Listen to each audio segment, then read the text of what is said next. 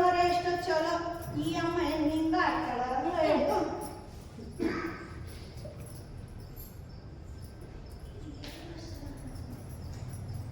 ರುಕ್ಮಿಣಿ ಇದ್ಯಾಕ ಮೈ ನಿಂತಿದ್ಯಾ? ಇವತ್ತು ಸಾಯಿಬಾಬಾ ಪೂಜೆ ಇದೆ, ಯಜಮಾನ್ ಹುಟ್ಟುಹಬ್ಬ ಆಗಿದೆ, ಎಲ್ಲರೂ ಸಂಭ್ರಮದಿಂದ ಆಚರಿಸ್ತಾ ಇದ್ರೆ ನೀನ್ಯಾಕ ಮೈ ನಿಂತಿದ್ಯಾ? ಅಯ್ಯೋ ಬಿಡಿ ಶಾಸ್ತ್ರಿಗಳೇ, ದಿನ ಸಾಯೋರು ಹೇಳೋರು ಯಾರು? ನಿಮ್ಗೆ ಗೊತ್ತು ನನ್ ಕಷ್ಟ. ಈ ಮನೇಲಿ ಎಲ್ಲಾ ಕೆಲ್ಸನೂ ನಾನೊಬ್ಳೇ ಮಾಡಿ ಸಾಯ್ಬೇಕು. ನಿಮ್ಗೊಂದು ವಿಷಯ ಗೊತ್ತಾ ಶಾಸ್ತ್ರಿಗಳೇ? ನಮ್ಮ ಅಕ್ಕ ಇದಾರಲ್ಲ ಗಿಜ್ಜಾ, ಅವಳು ನಮ್ಮ ಮಾವಿನ ಮುದ್ದಿನ ಸೊಸೆ. ಈ ನೋಡ್ ಗಂಡನು ಶ್ರೀರಾಮಚಂದ್ರ. ಇಲ್ಲಿ ನಾನು ನನ್ನ ಗಂಡ ಮನೆ ಕೆಲಸದವನು. ನಾನು ಕೊರ್ಕೆ ಇದ್ದಂಗೆ ಕಸನೆಲ್ಲ ತೊಳು, ಇನ್ನೊಂದು ಗಂಡ ಆ ಕಸ ಮೊರ ಇದ್ದಂಗೆ. ಯಾಕಮ್ಮ ಈಗೆಲ್ಲ ಮಾತಾಡ್ತೀಯ? ನಮ್ ದೊಡ್ಡ ಯಜಮಾನ್ರು ಯಾರಿಗೂ ಆತರ ಭೇದ ಭಾವ ಮಾಡಿರಲ್ಲ. ಸಂಸಾರ ಒಳ್ಳೆಯ ಕೆಲಸ ಮಾಡಬಾರ್ದು ತಾಯಿ. ಇದನ್ನ ಈ ಮನೇಲಿದ್ದಾಳಲ್ಲ ದೊಡ್ಡ ಸೊಸೆ, ಅವಳಿಗೆ ಹೇಳಿ ಅವಳು ಹೆಂಗೆ ಅಂದ್ರೆ ಮೇಲೆಲ್ಲ ತಳಕು ಹೊಳಗೆಲ್ಲ ಉಳುಕು. ಇನ್ನು ಅವಳು ಆಡೋ ಮಾತೇ ಅವು ಸಾಯ್ಬಾರ್ದು, ಕೋಲು ಮುನಿಬಾರ್ದು, ಹಂಗ ಮಾತಾಡ್ತಾಳೆ. ರುಕ್ಮಿಣಿ, ನಮ್ ದೊಡ್ಡ ಯಜಮಾನ್ರಿಗೆ ಈ ಊರಲ್ಲಿ ಸುತ್ತಮುತ್ತ ಎಲ್ಲಾ ಕಡೆ ಎಷ್ಟು ಗೌರವ ಇದೆ ಅಂತ ನಿಮ್ಗೆ ಗೊತ್ತಲ್ವಾ? ಅಯ್ಯಯ್ಯೋ ಗೊತ್ತು ಗೊತ್ತು ಗೊತ್ತು, ಅದು ಗೊತ್ತಿದೆ ತಾನೇ. ನಮ್ಮಪ್ಪ ನಮ್ಮಮ್ಮ ಈ ಮನೆಗೆ ನಾನ್ ಸೊಸೆ ಕೊಟ್ಟಿದ್ದು. ರುಕ್ಮಿಣಿ, ಇವತ್ತು ಮನೆಗೆ ಶುಭ ಕಾರ್ಯ ಇದೆ, ಯಾಕೆ ಈ ರೀತಿ ಮಾತಾಡ್ತಾ ಇದೀಯ ನೀನು? ಬಂದ್ರ ಬನ್ನಿ, ಮಾತಾಡ್ದೆ ಇನ್ನೇನ್ ಮಾಡಿ. ನೀನೇನಮ್ಮ ನಮ್ಮ ಮಾವಿನ ಮುದ್ದಿನ ಸೊಸೆ, ನಮ್ಮ ಮಾವಿನ ಮುದ್ದಿನ ಸೊಸೆ.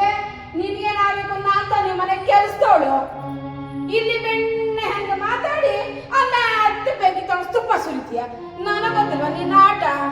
ರುಕ್ಮಿಣಿ, ಈ ಶುಭ ಕಾರ್ಯ ಮುಗಿದ್ಬಿಡ್ಲಿ. ನಿನ್ ಸಮಸ್ಯೆ ಏನಿದೆ ಕೂತು ಮಾತಾಡಿ ಆಮೇಲೆ ಬಗೆಹರಿಸೋಣ. ಈಗ ದಯವಿಟ್ಟು ಇವತ್ತೊಂದು ದಿನ ಸಮಾಧಾನವಾಗಿ ಇದ್ದು ಬಿಡಮ್ಮ. ಅಯ್ಯೋ ನೀನ್ ದೊಡ್ಡ ಅಭಿನೇತ್ರಿ ಅಂತ ನನಗೆ ಗೊತ್ತು ಬಿಡಮ್ಮ. ತಾಯಿ ನೀನ್ ಹೆಂಗೆ ಅಂತ ನನಗೆ ಗೊತ್ತಿಲ್ವೇ? ರುಕ್ಮಿಣಿ, ಈಗ ನಿನ್ ಸಮಸ್ಯೆ ನಮಗೆ ಬಗೆಹರಿಸೋಣ. ಇವಾಗ ಪೂಜೆಗೆ ಸಮಯ ಆಗ್ತಾ ಇದೆ, ಮತ್ತೆ ಪೂಜೆ ಮುಗಿಸೋಣ, ನಂತರ ಕೂತು ಮಾತಾಡೋಣ ಇವೆಲ್ಲ. ಶಾಸ್ತ್ರಿಗಳ ಮಾತು ಕೇಳಮ್ಮ, ನಿನಗೆಲ್ಲ ಒಳ್ಳೇದಾಗುತ್ತೆ. ನೋಡಿ ಶಾಸ್ತ್ರಿಗಳೇ, ನನಗಿದೆಲ್ಲ ಬೇಕಾಗಿಲ್ಲ.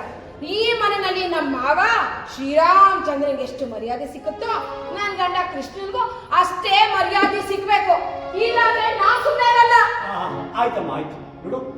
ನಾನು ನಮ್ಮ ವಂಶಜರೆಲ್ಲ ಈ ಮನೆಯಲ್ಲಿ ತಲತಲಾಂತರದಿಂದ ಪೂಜೆ ಪುನಸ್ಕಾರ ಮಾಡ್ಕೊಂಡ್ ಬಂದ್ವಿ. ಎಲ್ಲೂ ಆ ಥರ ಭೇದ ಭಾವ ಕಂಡಿಲ್ಲ. ಈ ಪೂಜೆ ಮುಗಿದ ಮೇಲೆ ಅದನ್ನ ಕೂತ್ ಮಾತಾಡೋಣ. ಇವಾಗ ಪೂಜೆಗೆ ಸಮಯ ಆಯ್ತು, ನಡಿ ನಡಿ ಹೋಗಮ್ಮ. ಗಿರಿಜಮ್ಮ ನೀನು ನಡಿಯಮ್ಮ.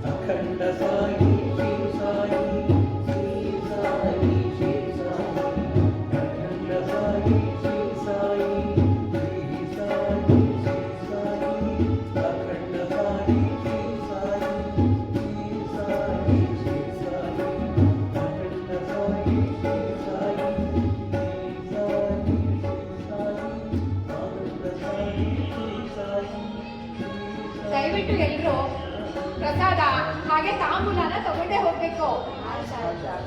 ಸ್ನೇಹಿತರೆ, ಈ ದಿನ ನನಗೆ ಮತ್ತು ನಿಮಗೆ ಸಂತೋಷದ ದಿನ. ಲಕ್ಷ್ಮೀನಾರಾಯಣಪುರ ಅಂದ್ರೆ ಇತಿಹಾಸದಲ್ಲೇ ಕೀರ್ತಿಗೊಂಡ ಪುಣ್ಯ ಸ್ಥಳ. ಇಲ್ಲಿ ಪದ್ಮಾವತಿ ಲಕ್ಷ್ಮಿಯರು ಜಗಳವಾಡಿದ ಸ್ಥಳ. ಶ್ರೀಮನ್ನಾರಾಯಣರು ಲಕ್ಷ್ಮಿಯ ಜೊತೆ ವಾಸಿಸಿದ ಸ್ಥಳವೂ ಕೂಡ ಆಗಿದೆ.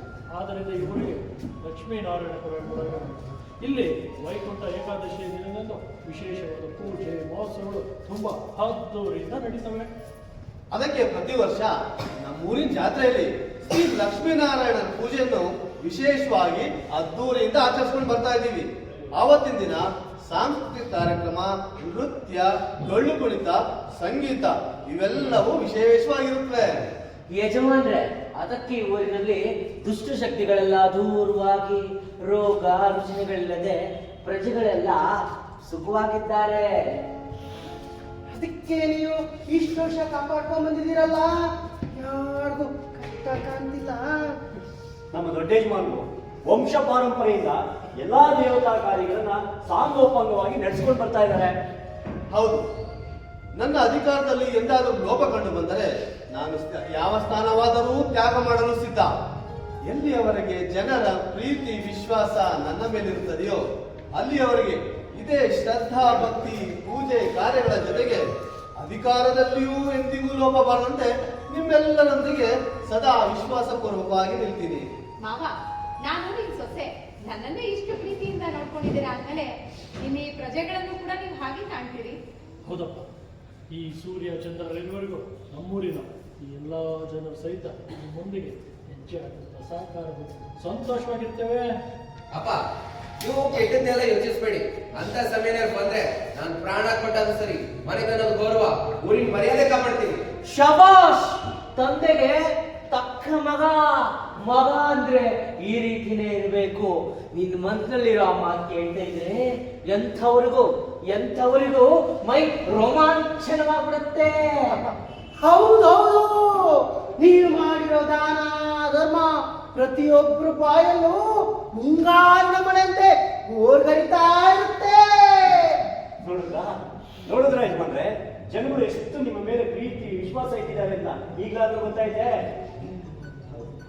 ಶಾಸ್ತ್ರಿಗಳೇ, ಈ ಸಂತೋಷ ಸಮಾರಂಭದಲ್ಲಿ ನನ್ನ ಮಗ ರಾಮನಿಗೆ ಪುತ್ರ ಸಂತಾನವಿಲ್ಲವಲ್ಲ ಅನ್ನೋದೇ ಒಂದು ಚಿಂತೆಯಾಗಿದೆ. ಯೋಚನೆ ಮಾಡಬೇಡಿ ಯಜಮಾನ್ರೆ, ರಾಮನ ಜಾತಕದ ಪ್ರಕಾರ ಪುತ್ರ ಸಂತಾನವಿದೆ. ಆದರೆ ಆದ್ರೆ ಅಂತ ಯಾಕೆ ಅರ್ಧಕ್ಕೆ ನಿಲ್ಲಿಸ್ತಾ ಇದ್ದೀರಾ ಶಾಸ್ತ್ರಿಗಳೇ? ಅದೇನು ಅಂತ ಪೂರ್ತಿಯಾಗಿ ಹೇಳಿ.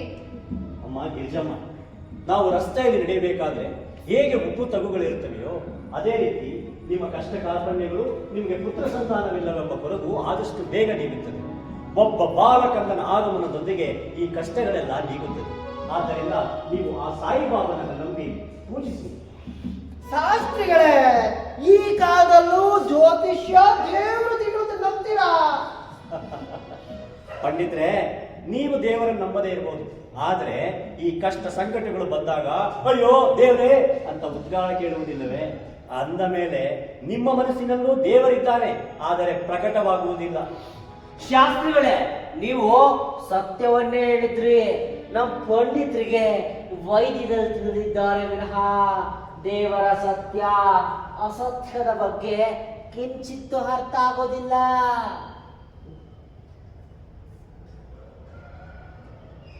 ಅಮ್ಮ ಗಿರಿಜಮ್ಮ, ಸ್ವಲ್ಪ ಬಾಮೇಲೆ ನಿನ್ನ ವಿವಾಹ ಹೇಗಾಯ್ತು ಅಂತ ಇಲ್ಲಿರೋ 4 ಜನಕ್ಕೆ, ಮುಖ್ಯವಾಗಿ ಈ ಪಂಡಿತರಿಗೆ ತಿಳಿಸ್ಕೊಡಮ್ಮ.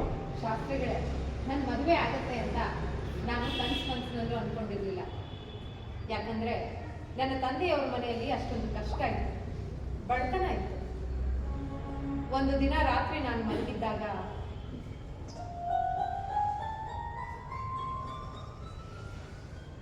ನನ್ನ ಆರಾಧ್ಯ ದೈವ ನನ್ನ ಕನಸಿನಲ್ಲಿ ಬಂದು ಲಕ್ಷ್ಮೀನಾರಾಯಣಪುರದಲ್ಲಿ ನಿನ್ನನ್ನು ಮದುವೆಯಾಗುವ ವರನಿದ್ದಾನೆ ಅಂತ ಅವರ ಚಕರೆ ಸಮೇತ ನನಗೆ ತಿಳಿಸಿದ ಹಾಗೆ ಭಾಸವಾಯಿತು. ಹಾಗೆಯೇ ಶ್ರೀ ಶಿರಡಿ ಸಾಯಿಬಾಬಾರ ಚಿತ್ತದಂತೆ ಈ ವಿವಾಹ ಅನುಗ್ರಹಿಸಲ್ಪಟ್ಟಿತು.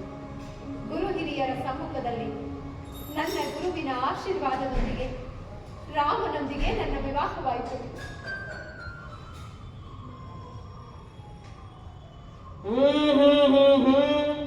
ಅವರವ್ರ ನಂಬಿಕೆ.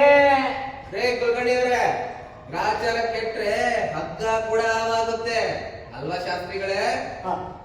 ಈಗ ತರ್ಕ ಬೇಡ, ಅದಕ್ಕೆ ಇದು ಸಮಯನೂ ಅಲ್ಲ. ಮೊದಲು ಸಾಯಿಬಾಬಾನ ಪೂಜೆ, ಯಜಮಾನರು ಹುಟ್ಟುಹಬ್ಬನ ನಾವು ಸಂಭ್ರಮದಿಂದ ಆಚರಿಸ್ತೀವಿ. ಮೊದಲು ಪೂಜೆ ಮಾಡೋಣ. ಆನಂದ ಸಾಯಿ ಶ್ರೀ ಸಾಯಿ ಶ್ರೀ ಸಾಯಿ ಶ್ರೀ ಸಾಯಿ ಆನಂದ ಸಾಯಿ ಶ್ರೀ ಸಾಯಿ ಶ್ರೀ ಸಾಯಿ ಶ್ರೀ ಸಾಯಿ ಆನಂದ ಸಾಯಿ ಶ್ರೀ ಸಾಯಿ ಶ್ರೀ ಸಾಯಿ ಶ್ರೀ ಸಾಯಿ ಆನಂದ ಸಾಯಿ ಶ್ರೀ ಸಾಯಿ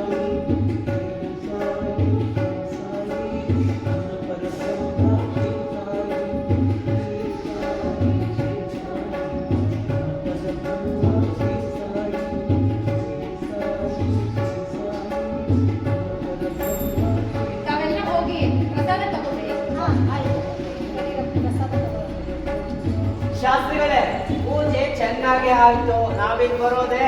ಹೋಗಿ ಬನ್ನಿ, ಒಳ್ಳೇದಾಗಿ.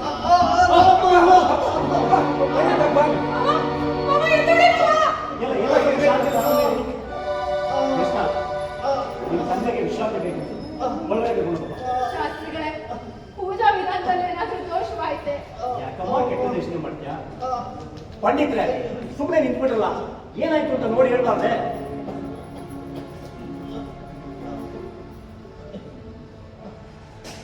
ಎದೆ ಹಿಡ್ಕೊಂಡ್ ಬಿದ್ದಾಗಲೇ ಗೊತ್ತಾಯ್ತು. ಈ ಸಂಭ್ರಮನೆಲ್ಲ ಕಂಡು ಕೆಳಗೆ ಬಿದ್ದಿದಾರಷ್ಟೇ.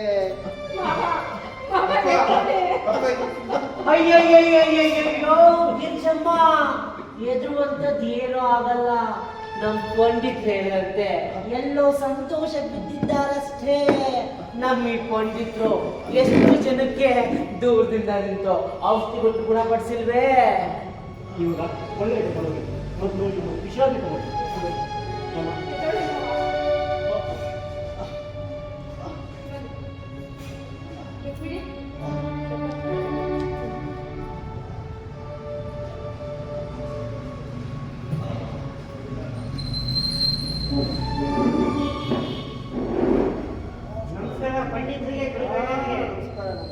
ಏನಪ್ಪ ವಿಷಯ, ಇಷ್ಟು ದೂರ ಬಂದಿದೆಯಲ್ಲ?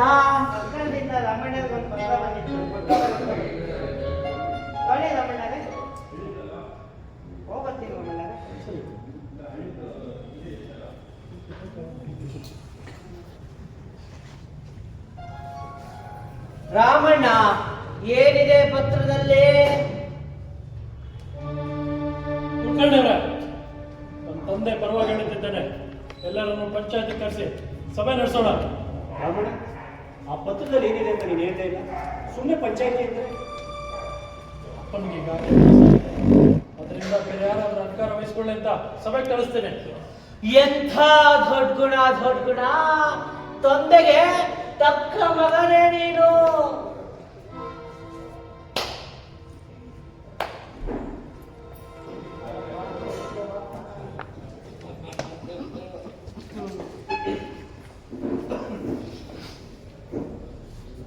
ಎಂಟು ಸದಸ್ಯರು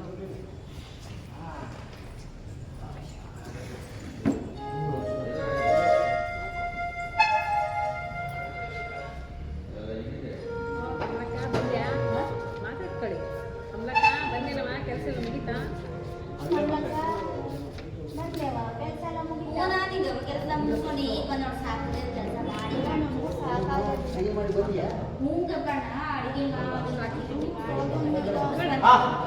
ನನ್ನ ಪ್ರೀತಿಯ ಲಕ್ಷ್ಮೀನಾರಾಯಣಪುರದ ನಿವಾಸಿಗಳೇ, ಈ ದಿನ ನನಗೆ ಸಂತೋಷ ದಿನ. ಯಾಕೆ ಗೊತ್ತೇ? ಇದೇ ಊರಿನ ದಶರಥ ಮಹಾಒಡೆಯರು ಅನೇಕ ವರ್ಷಗಳಿಂದ ಆಡಳಿತ ಮಾಡ್ತಾ ಇದ್ರು. ಪಟ್ಟಣ ಹಳ್ಳಿ ಸೇರಿದಂತೆ ಇನ್ನು ಆಡಳಿತ ಮಾಡ್ತಿದ್ರು. ಆದ್ರೆ ಇದೀಗ ಅವರ ಆಡಳಿತಾವಧಿ ಮುಕ್ತಾಯವಾಗ್ತಿದೆ. ಇನ್ನು ಈ ಊರಿನ ಅಭಿವೃದ್ಧಿ ಕೆಲಸಗಳು ಮಾಡಬೇಕಾದ ಕಾರಣ ತಾವುಗಳು ತುರ್ತಾಗಿ ಆಡಳಿತ ಅಧಿಕಾರಿಯನ್ನು ಆಯ್ಕೆ ಮಾಡಬೇಕಾಗಿದೆ. ಅದು ನಿಮ್ಗಳ ಜವಾಬ್ದಾರಿ. ಯಾಕೆ ಕುಲಕರ್ಣಿಯವರೇ, ನಮ್ ತಂದೆಯವರಿಂದ ಈ ಊರಿಗೆ ಯಾವ್ದು ಕೆಟ್ಟ ಹೆಸರು ಬಂದಿಲ್ವಲ್ಲ? ನನ್ ದೊಡ್ಡ ಯಜಮಾನರು ಸತ್ಯ ಹರಿಶ್ಚಂದ್ರ ಇದ್ದಂಗ. ಅವರ ಇಲ್ಲಿ ಬಾಳ ವರ್ಷದಿಂದ ಇದಕ್ಕ ಯಾರು ತಕರಾರ ಮಾಡಿರ್ಲಿಲ್ಲ. ನಮ್ಮ ಯಜಮಾನ್ರಿಂದ ಇದುವರೆಗೂ ಏನ್ ತೊಂದರೆ ಆಗಿರ್ಲಿಲ್ಲ. ಅವು ನಮ್ಮ ಊರಿಗೆ ಹೊಸ ಬೆಳಕು, ದೊಡ್ಡ ದೊಡ್ಡ ರೋಡು, ಆರೋಗ್ಯ ಕೇಂದ್ರ, ಓದಕ ಶಾಲಿ, ಸಂಸ್ಕೃತ ಪಾಠಶಾಲೆ ಎಲ್ಲ ಮಾಡ್ಕೊಟ್ಟಾರ. ಇಷ್ಟೆಲ್ಲ ಅನುಕೂಲ ಮಾಡಿರೋ ಅವರೇ ಇಲ್ಲೇ ನಮ್ಮ ಅಭಿಲಾಷೆ. ಜಾತಿ ಮತ ಧರ್ಮ ಅಂತ ಎಂದೂ ಗಲಾಟೆ ಆಗಿಲ್ಲ. ಹೌದೌದೌದೌದು, ಜಾತಿ ಜಾತಿ ಮುಖ್ಯ. ನಮಸ್ಕಾರ, ನಿಮ್ಗೂ ನಮಸ್ಕಾರ ನಮಸ್ಕಾರ ನಮಸ್ಕಾರ. ಸದಾ ಈ ಸೀಸೆಯಲ್ಲಿ ನನ್ನ ದೇವಿ ಕಾಣೋ ಕೆಂಪಿ. ಹೋಗಲ್ಲಿ. ಓ ನಮಸ್ಕಾರ ದೊಡ್ಡ ಮನುಷ್ಯರಿಗೆ. ಎಲ್ಲ ದೊಡ್ಡ ನನ್ನ ಮಕ್ಕಳೆಲ್ಲ ಇಲ್ಲಿ ಕುಂತಿದ್ದಾವೆ. ನಿಂಗವ್ವ, ಏನಪ್ಪ? ನಿನ್ ಮಗಳು ಚೆನ್ನಾಗಿದ್ದಾಳ? ಚೆನ್ನಾಗಿದ್ದಾಳೆ. ಇಲ್ಲಿ ಬಂದು ಕುಕ್ಕರ್ ಕೊಡಿ ಬಾ. ಇಲ್ಲೇ ಇಲ್ಲೇ ಕುತ್ಕೊಂತೀನಿ. ಕೂತ್ರಲ್ಲೇ.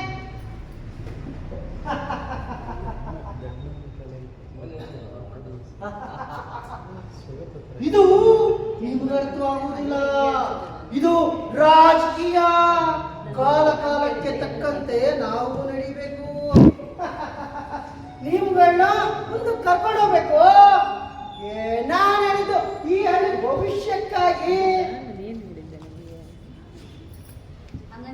ಹಂಗಂತ ಇಷ್ಟು ದೊಡ್ಡ ಹೆಸರು ಮಾಡಿರೋ ನಮ್ಮ ಹಳ್ಳಿನ ಇನ್ನು ಮುಂದೆ ಬಂದಿದ್ದಾರೆ ಕೊಡೋದ? ಹಿಂಗೆಲ್ಲ ನಿಜವ. ಒಂದೇ ವಂಶದವರು ಅವ್ರ ಅವಧಿ ಮುಗಿದ್ಮೇಲೆ ಮತ್ತೊಬ್ಬರಿಗೆ ಅವಕಾಶ ಮಾಡಿಕೊಡ್ಲೇಬೇಕಲ್ವೇ?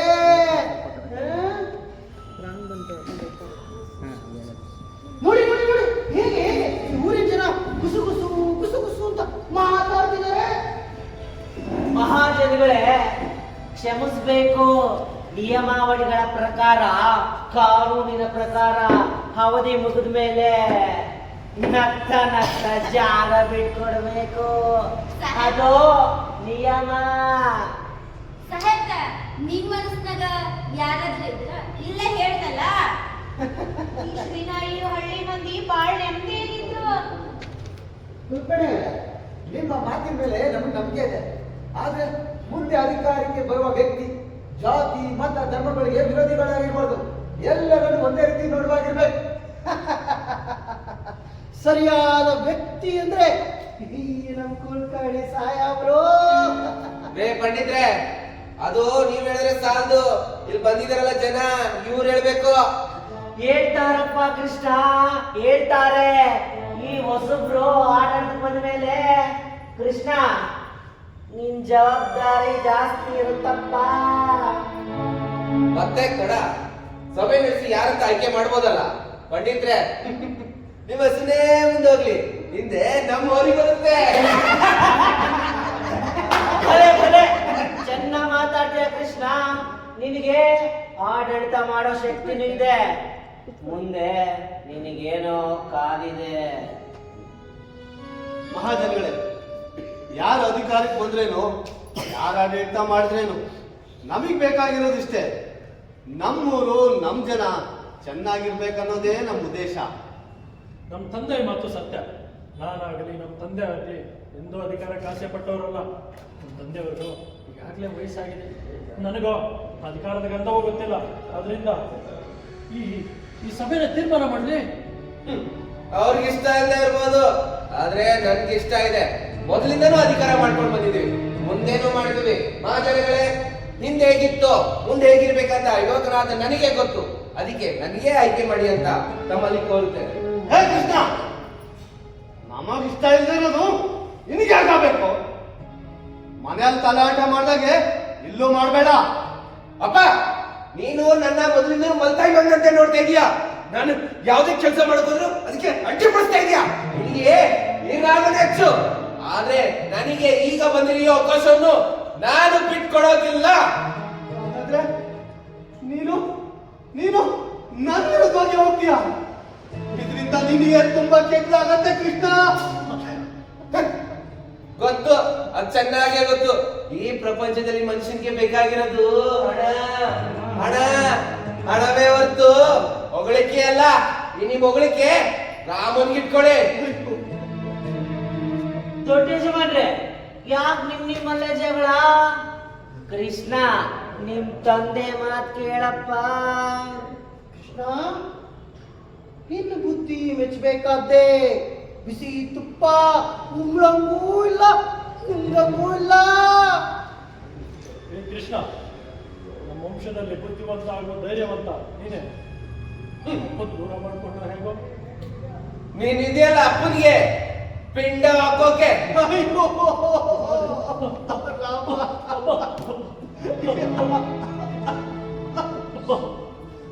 ಕುಲಕರ್ಣಿ ಅವರೇ, ನೀವ್ ಯಾರು ಬೇಕಾದ್ರೆ ಅಧಿಕಾರಕ್ಕೆ ಆಯ್ಕೆ ಮಾಡ್ಕೊಳ್ಳಿ. ಮುಂದ್ ಸಭೆಗೆ ನಮ್ಮನ್ನು ಕರಿಬೇಡಿ. ಬಾಪ, ಹೋಗೋಣ. ಬಾಪ.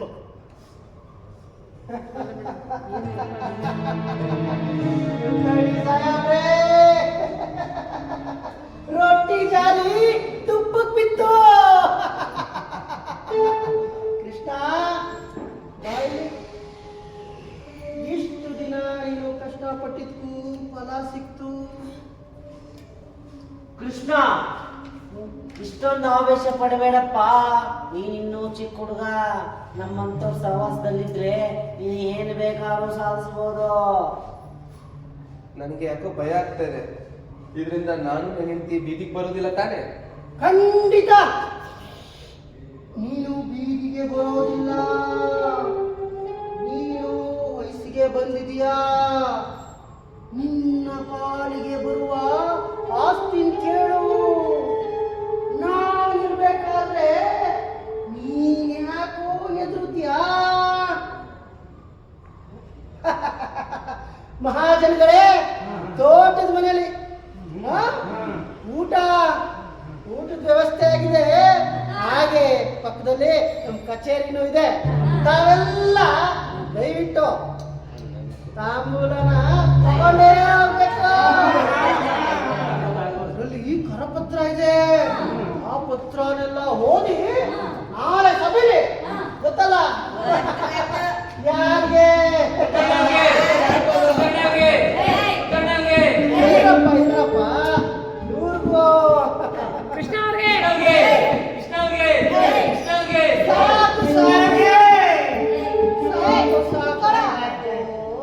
ತಾವಿನ್ನು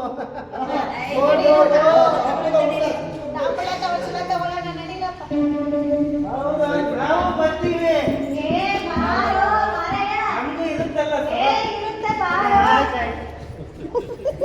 ಇವ್ ನನಗ್ ಜೋಡ ಆಗಿತ್ತು.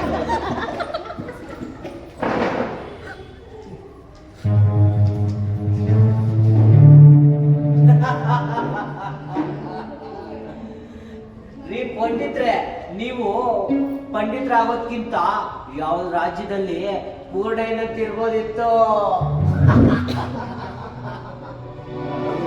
ಓ ಅಲ್ಲೇ ಶಾಸ್ತ್ರಿಗಳೇ, ಸತ್ಯವಾದ ಮಾತು, ಸತ್ಯವಾದ ಮಾತು. ನೀವೀಗ ಆಡಿರೋ ಮಾತಿನಲ್ಲಿ ಆ ಶನಿ ಮಹಾರಾಯ ನಕ್ಕು ದೃಷ್ಟಿ ಬೀರಿದ್ದಾನೆ. ಮುಂದೇನಾಗುತ್ತೋ ನನಗೆ ಗೊತ್ತಿಲ್ಲ. ಕಾಯ ತಸ್ಮೈ ನಮಃ. ನಾನಿನ್ ಬರ್ತೇನೆ. ನಮಸ್ಕಾರ. ಹೋಗ್ ಬನ್ನಿ. ನೋಡಿದ್ಯಾ ಪಂಡಿತ, ಬಹುದಿನದ ಬೈಕೆ ನಾಳೆ ಈಡೇರ್ತಿದೆ. ನೀವು ನನಗೆ ಗುರುಸ್ಥಾನದಲ್ಲಿದ್ದ ಮೇಲೆ ಅಲ್ಪ ಸ್ವಲ್ಪನಾದ್ರೂ ಬುದ್ಧಿ ಇರಲೇಬೇಕಲ್ವೇ?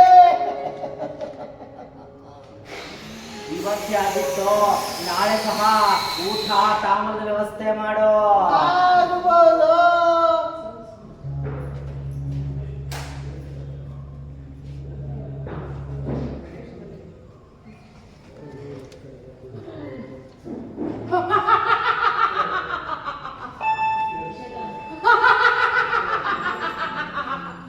ಓಂ ಭದ್ರಕಾಳಿ ಆ ಕಾಳಿ ಈ ಕಾಳಿ ಫಟ್ ಸ್ವಾಹ.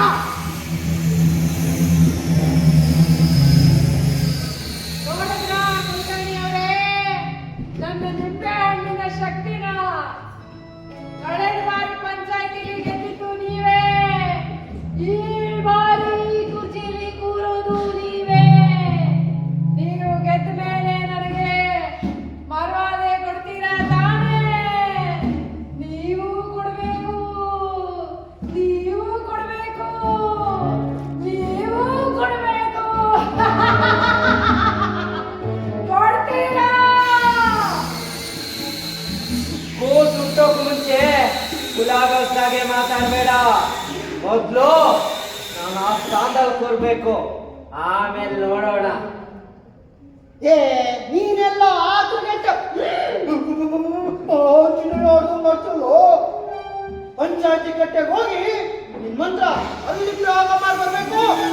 ನನ್ನ ನೆನಪಿಸ್ತಲ್ಲ ನೀನು. ನಿನಗೆ ಬರ್ಬೇಕಾದ ಹಣ್ಣು ಬಗ್ಗೆ ಯೋಚನೆ ಮಾಡಬೇಡ. ಈ ರಾತ್ರಿ ಪಂಡಿತರ ಮನೆಗೆ ಹೋಗು, ಹಣ ಕೊಡ್ತಾರೆ, ಹೇಳಿದ್ನ ಮರಿಬೇಡ. ಹೋಗು, ಹುಷಾರು. ಆಯ್ತು, ಭದ್ರಕಾಳಿ ಓಂಕಾರಿ ಹೋಗ್ತೀನಿ.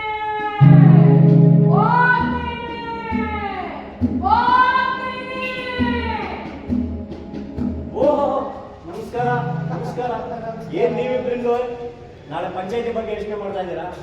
ಅಷ್ಟೊಂದು ತಲೆ ಕೆಡಿಸ್ಕೊಳ್ಳೋ ಅವಶ್ಯಕತೆ ಇಲ್ಲ, ಅದ್ರ ಬಗ್ಗೆ ಯೋಚನೆ ಮಾಡಬೇಡಿ. ಗುರುಗಳೇ, ನೀವಿಂಥದ್ದು ಎಷ್ಟೋ ನೋಡಿದಿರಾ, ಆದ್ರೆ ನಮಗೊಸದು ಎಲ್ಲಿ ಏನು ಬೀಳ್ತೀವೋ ಅನ್ನೋ ಭಯ. ನಮ್ಗೆ ಅಧಿಕಾರ ಸಿಕ್ಕಿದ್ರೆ ಏನ್ ಮಾಡ್ಬೋದು ಅಂತ ಯೋಚಿಸ್ತೀವಿ. ಅಷ್ಟೇ ನಾವು ಬಂದ್ರೆ ಏನಿಲ್ಲ, ಪ್ರದೇಶದ ಆರೋಗ್ಯ ಹೇಗಿದೆ ಅಂತ ವಿಚಾರಿಸ್ಕೊಂಬೋಣ ಅಂತ ಹೊರಟಿದ್ದೆ. ಹಾಗೆ ದಾರಿ ನಿಮ್ಮನ್ನು ನೋಡಿದ್ರೆ ಮಾತಾಡ್ಕೊಂಡು ಹೋಗೋಣ ಅಂತ ಬಂದೆ. ಏನು, ದೊಡ್ಡ ಯಜಮಾನ್ರಿಗೆ ಹುಷಾರಿಲ್ವೇ? ಯಾಕೆ? ನೆನ್ನೆ ನೀವೇ ನೋಡಿದ್ರಲ್ಲ, ಸಭೆಯಲ್ಲಿ ಎದೆ ಹಿಡ್ಕೊಂಡು ಬಿದ್ದಿದ್ದು. ಪಾಪ, ಎಂಥ ವ್ಯಕ್ತಿ, ಎಂಥ ದಾನ ಧರ್ಮದ ಕೈ. ಅವ್ರನ್ನ ನಿಲ್ಸ್ಕೊಂಡ್ರೆ ನನ್ನ ಕಣ್ಣಲ್ಲಿ ನೀರೇ ಬರುತ್ತೆ. ನಿಮ್ಮಷ್ಟೇ ನಮಗೂ ದುಃಖ ಆಗ್ತಿದೆ. ಆದ್ರೆ ಏನ್ ಮಾಡೋದು, ನಾವೊಂದು ಬಗೆದರೆ ದೈವ ಒಂದು ಬಗೆದಂತೆ. ಏನೇ ಆಗ್ಲಿ ಗುರುಗಳೇ, ನಾಳೆ ಏನಾಗುತ್ತೋ ನೋಡೋಣ. ನಮಗೆ ನಮ್ಮ ಕುಲಕರ್ಣಿಯವ್ರಿಗೆ ಅಧಿಕಾರ ಸಿಕ್ಕಿದ್ರೆ ನಿಮ್ ಸಹಾಯ ಸಹಕಾರ ಬೇಕು. ಅವ್ರ ಪರವಾಗಿ ನಾನ್ ನಿಮ್ಮನ್ನು ಕೇಳ್ಕೊತಾ ಇದ್ದೀನಿ. ಮೊದಲು ಸಭೆ ತೀರ್ಮಾನ ಆಗಲಿ, ನಂತರ ನೋಡೋಣ. ಅಲ್ಲಿನ ಕಾಲಮಾನ, ಗ್ರಹಗತಿ, ಸ್ಥಾನಮಾನ, ಸಮಯ ಎಲ್ಲ ತಿಳ್ಕೊಂಡು ನಾನು ನಿಮ್ಗೆ ಹೇಳ್ತೀನಿ. ಈಗ ನಾನು ಬರ್ತೀನಿ. ನಮಸ್ಕಾರ.